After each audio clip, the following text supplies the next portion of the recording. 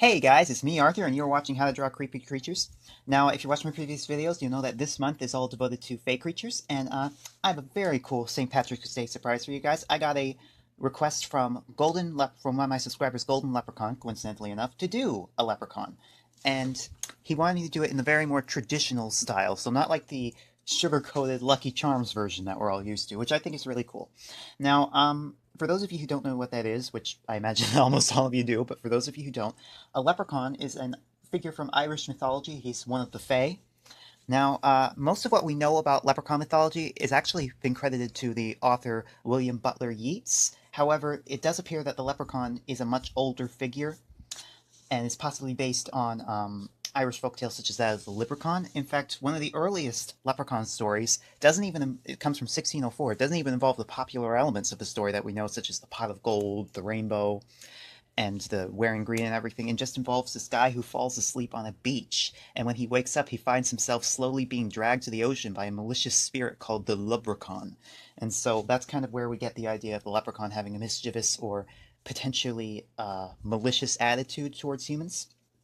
Aside from being cute and somewhat of an Irish stereotype, leprechauns have kind of become a symbol of avarice or greed in our culture. Originally, they were thought to wear red, like that was their favorite color, but greed is the color of jealousy, and I'm sorry, green is the color of jealousy and green, which is why leprechauns, because they're obsessed with gold, they're often portrayed as wearing green nowadays. So they've kind of become more of an archetypal figure than they were before, which is interesting how our modern culture interpreted that. But without further ado, let's get into it. All right, let's do the basic skeletal shape, guys.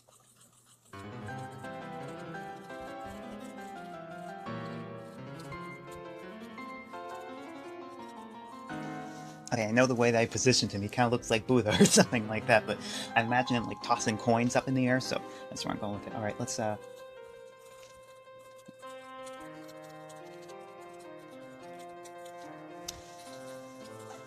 right, now let's erase some of this and work on the finer details. Let's just draw like circles where we want the coins to be.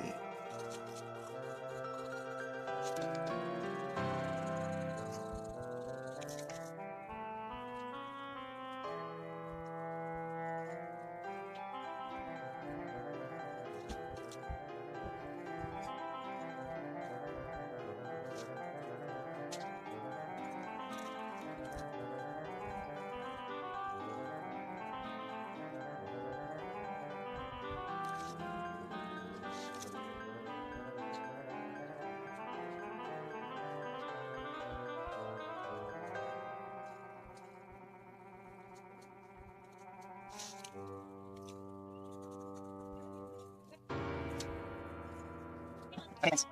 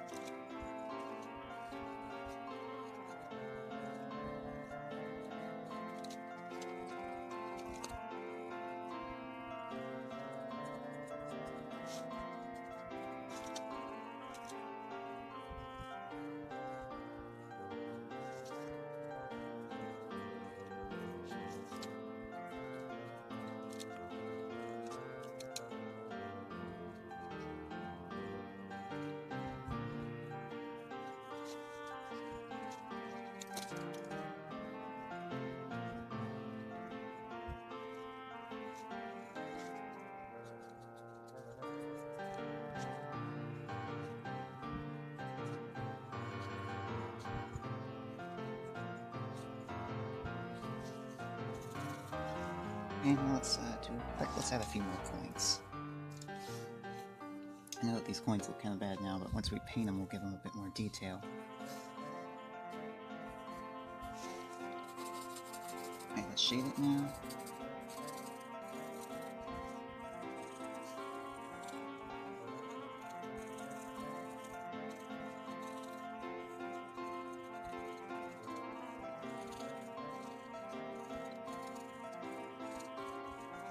Alright, so eyes mark. Alright, you've just drawn a leprechaun. Now in the next episode I'm going to show you how to paint them, but like, share, and subscribe, you guys. And remember that this month of March is all fake creatures. However, if you have any suggestions for creatures that you want me to draw related to this topic or not, I love taking requests, so feel free to drop it in the comments. Also, my email address and link to my Patreon page are in the description, and anybody who finished a lesson on the show and like to show off your artwork, you can just send it to me. As long as you give me your permission, I'll show off the show with your name so everyone knows that you did it. Happy St. Patrick's Day, you guys, and goodbye.